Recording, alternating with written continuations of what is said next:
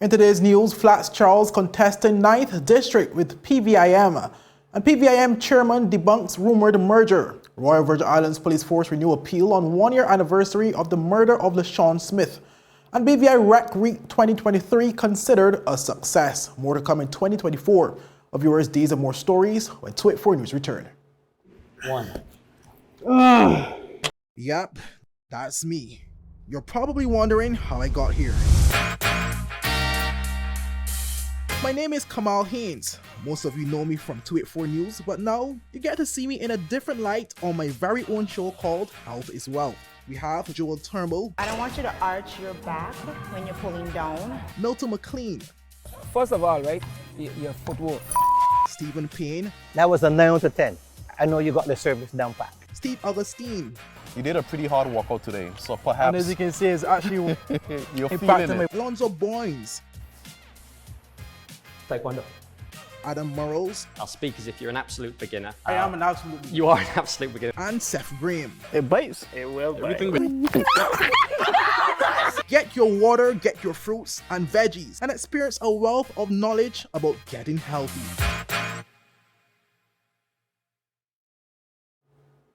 Welcome viewers to the Friday, February 24th edition of 284 News. I am Kamal Haynes, bringing you the latest out of the British Virgin Islands.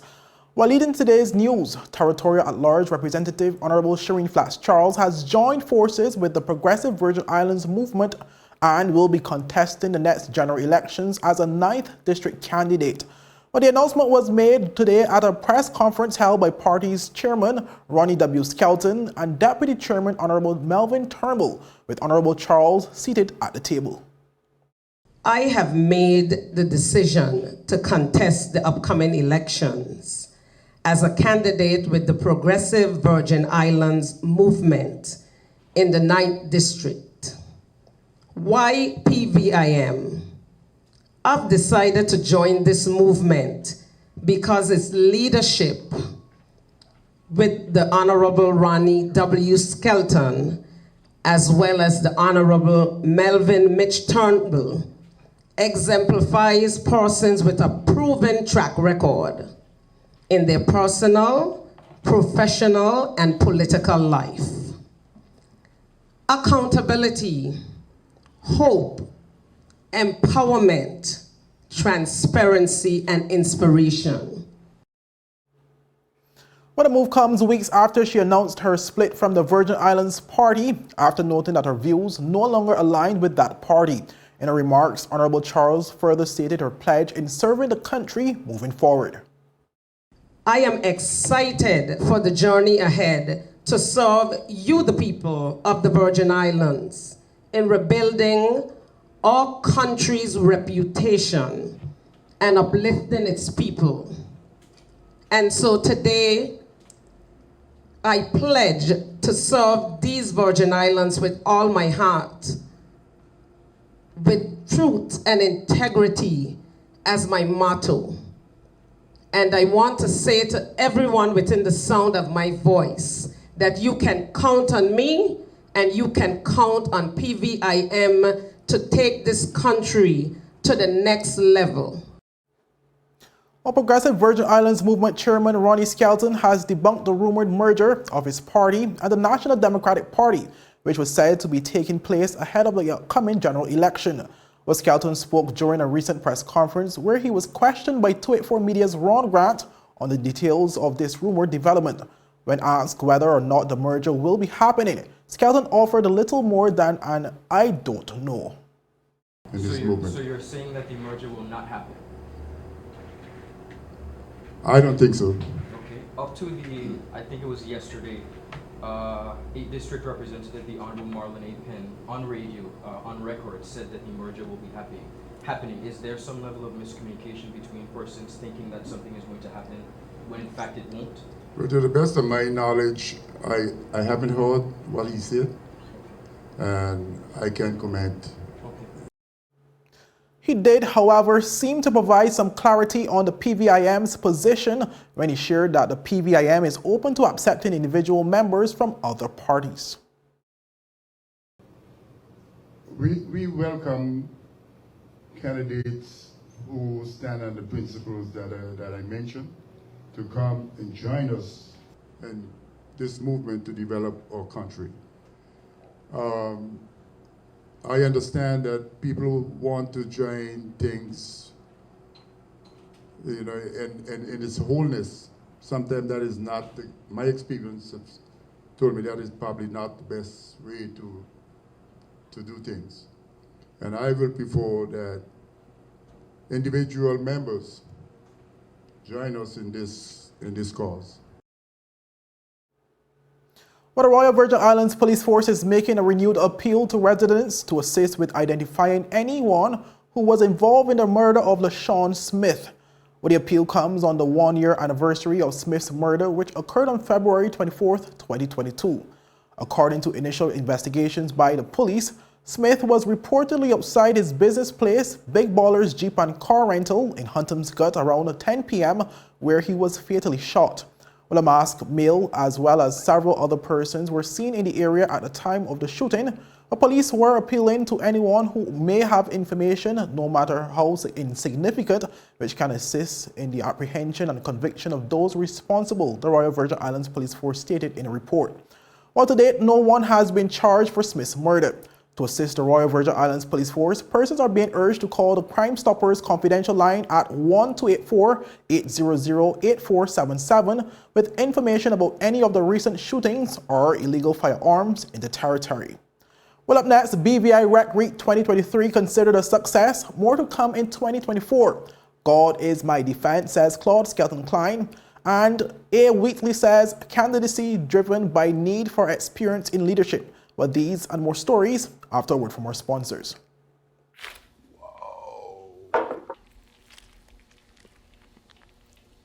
Is that my lunch? Is that my lunch?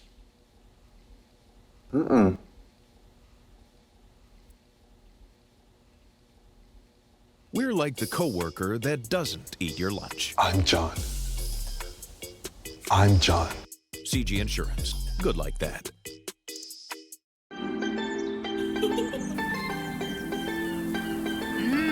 There are many ways to enjoy life. Like so many ways to count on Popular.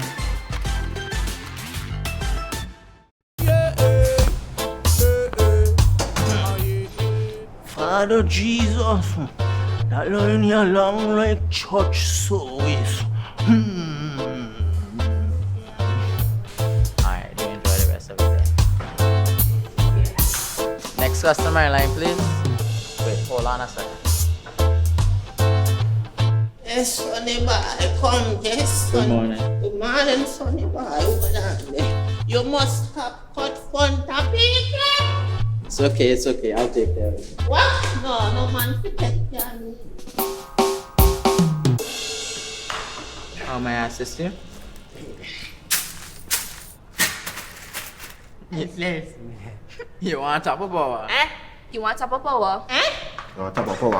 Join the prepaid party with CCT and enjoy more affordable data plans, more top-up promotions, more savings with hero bundles, and more value for your money each and every Tuesday with Top Up Turn Up Tuesday. Visit a CCT store today or anywhere CCT Top Up is sold and top up your phone. 5, 10, 15, 20, 25, 30. You want top of power? Welcome back, viewers.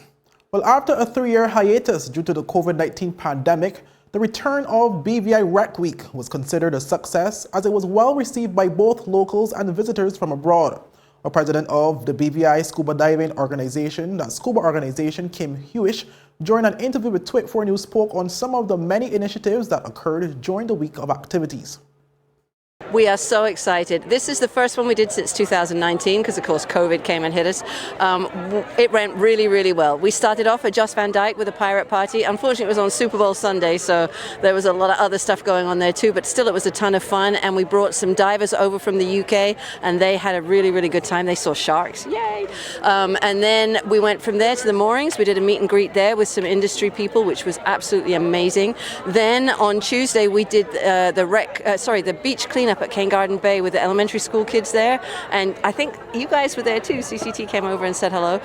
Green VI came and helped as well. Then on Wednesday, we did a shark pub quiz over at Cooper Island. On Thursday, we did a movie night at the Bitter End Yacht Club. And Friday was an amazing beach cleanup at Anegada with the help of Beyond the Reef and the Anegada Beach Club. And then here we are the final day. I can't believe it's already finished. The final day here at Nanny Key. We had a great presentation just now by Dr. Titley O'Neill from the National Parks Trust. We also had Bernadine Lewis from the college, and that was amazing. A lot of stuff about the Tortola sloops.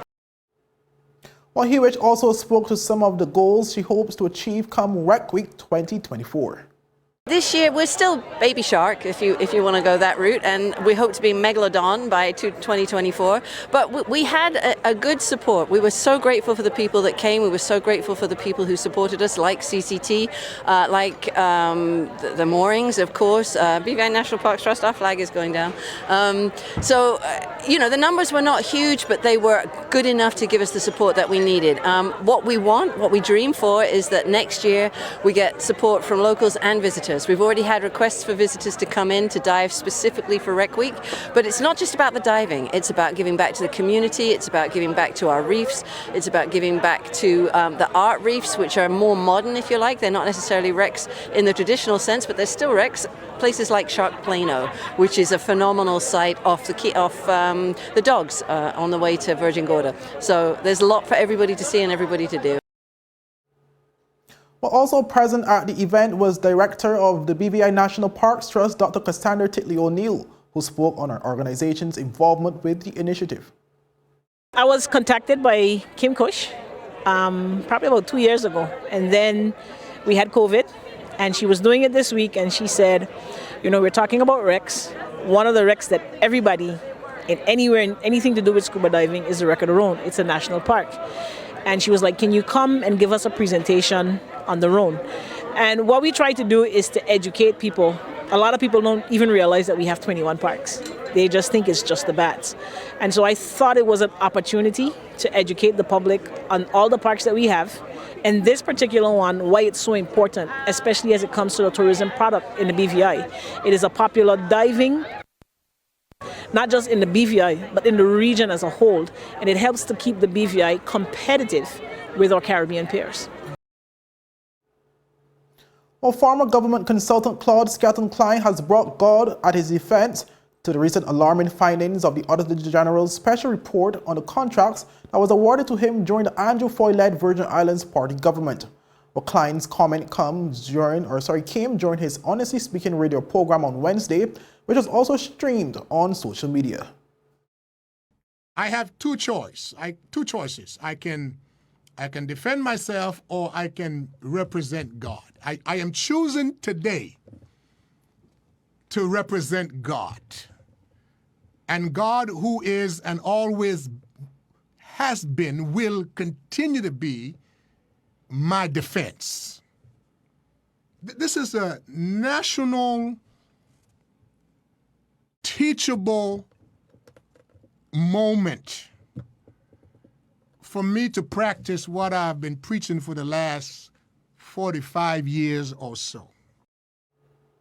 Well, Cline acknowledged the comments made by the members of the House of Assembly during the debate stage of the Auditor General's report on Tuesday. He said there is so much more at stake. Love your enemies. It's not easy. Do good to those who hate you. It's not easy. Bless those who curse you. It's not easy. Pray for those who mistreat you. And though it is not easy, that is what we, as a people in this country, and indeed across the region, and particular people who are part of the African diaspora. Well, Cline also informed the public that he stopped reading local news since 2012 and that he was informed about the circulating articles on his report from close family and friends. He said he will not indulge in further adding to the narrative. You have to come to a level of maturity in your life where you are in your sojourn, where you give yourself some time, some room, some space, both physically and emotionally, from some things so that you can be emotionally sober and learn how to respond and not to react. And for those who have, whether politically convenient or otherwise, you know, I really cannot afford to indulge you. And on behalf of this country, I certainly will not lend my voice in indulging. Well, Virgin Islands Party candidate for the 8th District, Alan Wheatley, says that he was drawn back to the forefront of political leadership by his overwhelming concerns on the threat of the suspension of the Constitution and how that could infringe on the human rights of Virgin Islanders. Well, ahead of deciding to move forward with his candidacy, Wheatley says that he considered the issues confronting the territory on many occasions and challenged a lot of the decisions of the National Unity Government. I have had my own chat for several months now, and it emanated really out of the whole constitutional suspension saga.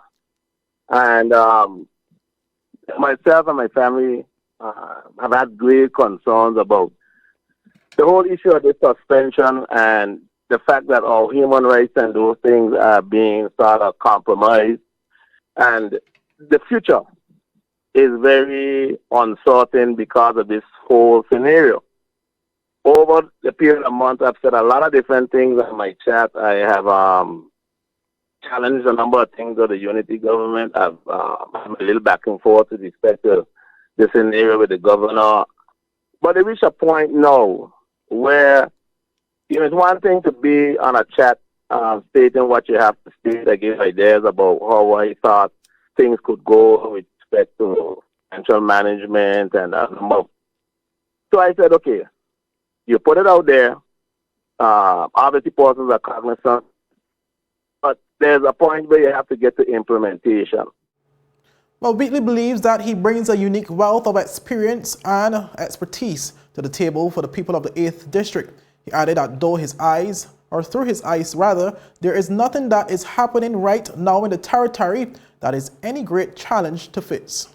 What I'm offering to the people of the 8th District and to the whole country at large is whatever I have vis-a-vis my SDs, my days as FS, as a businessman, post all of that.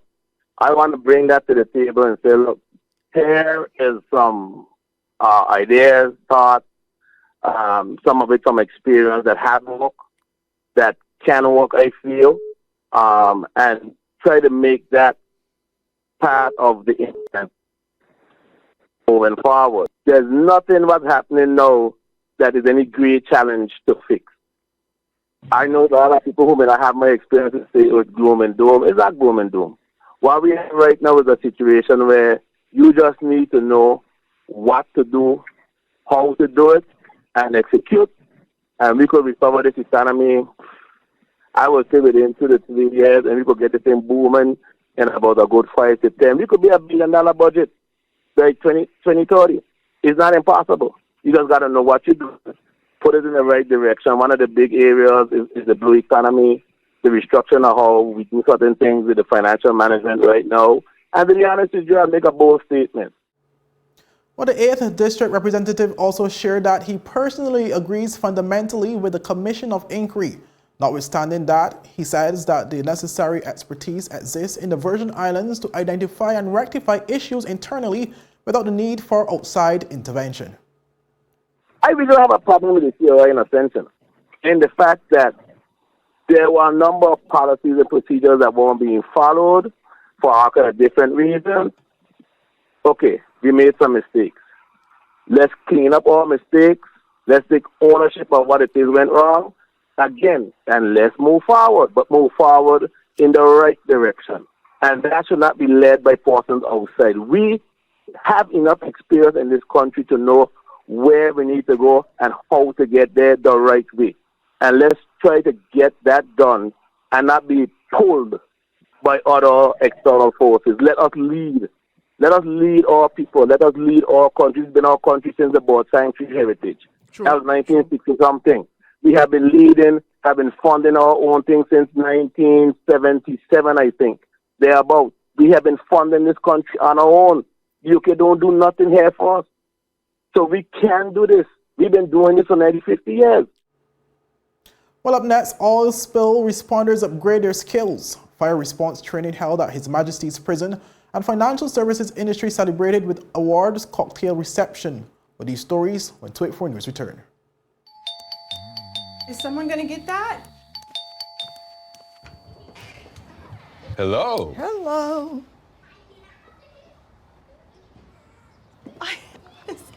So nice of you to have cleaned up for us. Hi, baby. We're like in-laws that don't show up unannounced. Don't worry. I've got this.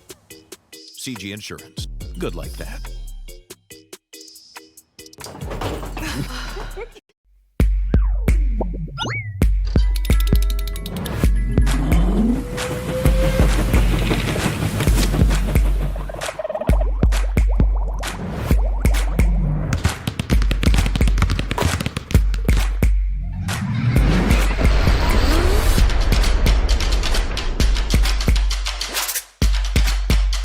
Freeze. Choose your mix. Choose your flavor.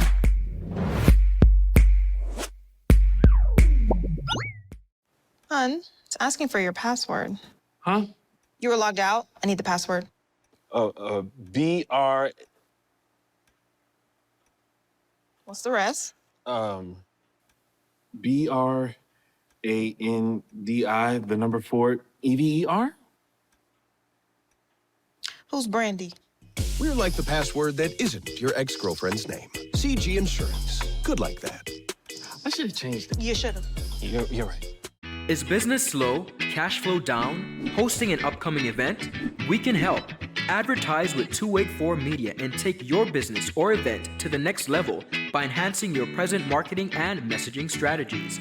Allow our team of experts to create a personalized ad that sets your business apart from all the rest. This could be your business or event. So, what are you waiting for?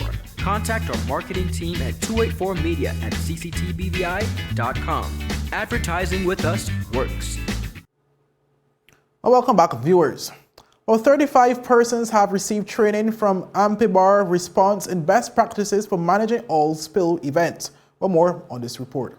35 persons have received the training from BVI Response in best practices for managing oil spill events. These sessions were held on February 8th to the 10th and February 13th to the 16th. They covered essentials of managing oil spills response, including contingency planning, responder safety, spilled oil behavior, oil containment and removal, and shoreline management. Director of Disaster Management Jason Penn said that a sound knowledge of the essentials to help the Virgin Islands meet its obligations under the International Maritime Organization's International Convention on Oil Pollution, Preparedness, Response, and Cooperation is needed. He said, and I quote, "In keeping with the territory's oil spill response plan, participants, including representatives of all of the agencies, may need to respond to an oil spill. This includes the Ministry of Natural Resources and Labor, BVI Fire and Rescue Service, the Department of Disaster Management, BVI Ports Authority, the Royal Virgin Islands Police Force, and the Virgin Islands Shipping Registry, as well as staff from the major fuel providers such as Sol." Harrison Jolly, Senior Response Consultant and Trainer with BVI Response, congratulated participants on their successful completion of the operational and tactical sessions. He said it was clear to our trainers during the preparation for and delivery of the courses that the BVI is demonstrating a commitment to enhancing their understanding of marine oil spill response, developing new skills, and ensuring resilience amongst key stakeholders and agencies at all levels. Participants included the Virgin Islands Public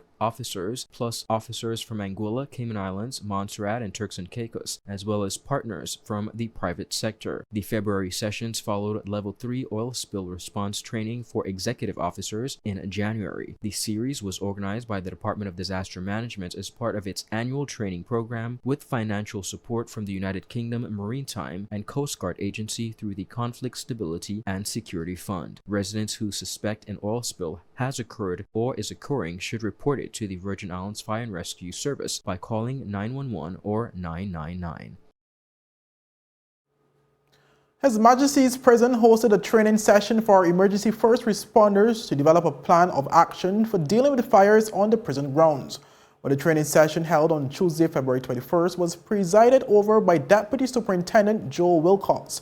But the session featured a representative from the Virgin Islands Fire and Rescue Service, the Royal Virgin Islands Police Force, the Emergency Medical Service, the Department of Disaster Management, and His Majesty's Prison. For more on this story. His Majesty's Prison hosted a training session for emergency first responders to develop a plan of action for dealing with fires on the prison grounds. The training session held on Tuesday, February 21st was presided over by Deputy Superintendent Joe Willock. The session featured a representative from the Virgin Islands Fire and Rescue Service, the Royal Virgin Islands Police Force, the Emergency Medical Service, the Department of Disaster Management, and His Majesty's Prison. Deputy Superintendent John Willock said the first responders decided to come together to formulate a plan to best tackle an incident that may require emergency services on the prison grounds. He noted that during the emergencies, the safety and security of the staff and prisoners, along with the protecting of the prisoners and its infrastructure, are of paramount importance. Hence, developing a plan of action is desperately needed. The plan of action, according to Mr. Willock, is to provide guidance to allow the safe and secure operations at the prison in the event of a fire or any other large-scale disaster. The plan focuses on strategies to reduce damage to infrastructure while fulfilling the prison's role in keeping custody persons committed by the courts while minimizing possible injuries or loss of life to staff and inmates. Mr. Willock said, and I quote, "We need to understand what the fire brigade needs from the prison to ensure they feel safe in cases of emergency. We also need to know that the medical staff wants, because we understand that not everyone feels safe rushing into the prisons. That is what the training is about, how to deal with major incidents that could potentially lead to mass casualty." During the session, the first responders looked at security challenges that might arise from any major disasters during and after contacts is made with prisoners. They also focused on risk assessment strategies that can guide how to proceed in unique situations. The deputy superintendent said he hopes that within 2 months, a simultaneous drill can be held at the prison at Balsam Gut, so first responders, prison staff, and prisoners can get a full understanding of the response process. He also said, and I quote, "From this, it is good to work together with everybody. We can understand the needs of each department and system and work together as a team to bring any incident under control. We also can understand each other's challenges and what we need to ensure we provide the safety and security to those emergency personnel coming in to help." Well, viewers, that's it for today's news roundup. Be sure to follow us for daily news updates at tweet4media.com. Like us on Facebook at Tweet4Media and Tweet4BVI on Instagram and Twitter. I'm Kamal Haynes. Have a safe and enjoyable weekend. Bye-bye.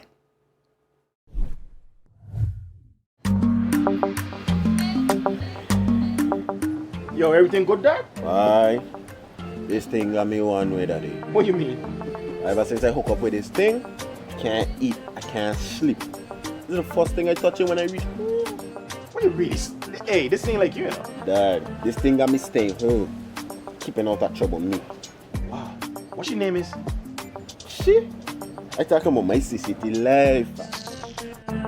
Don't worry about missing your favorite series, sports, news, and local programming. Come to CCT today and sign up for CCT Live to access over 80 channels. CCT Live. Bring it home. 1 month free trial turn into 5. 5 months turn into, well, you know I huff. I watching ball. I been watching football. Dad, Nickelodeon, Paw Patrol. I am hooked. Hook, I tell you. So you're saying I can ask this cat any question? The cat is connected to the computer. You just type in the question, it will read his mind. There the answer comes.